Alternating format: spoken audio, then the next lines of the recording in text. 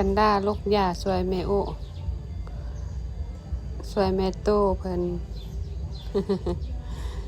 มันนะนางเพิ่นหาก็อาบน้ำแล้วได้นี่กลับมาเล่นเปื้อนละเอากับหยอกหมานี่นางมากหลายเว้าเรื่องหมาไหนนั่น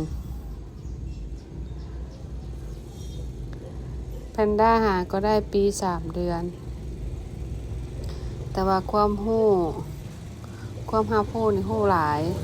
ายอย่างแต่ว่ายังเว้าบ่ได้ยังปากบ่ได้เทื่อนั่นนะแต่แม่นางอยากช่วยเวียกแม่ตู้นะแม่ตู้เป็นคนลกหญ้าใส่กระตาหลานเป็นคนเอาออกหุ่น เบิ่งไปเบิ่งมาแล้วก็เป็นตะแพงได้หั่นนั่นนะไปละเอาล้มเอาเข้าไป ระวังล้มเด้อไปใส่เด้มาก่อน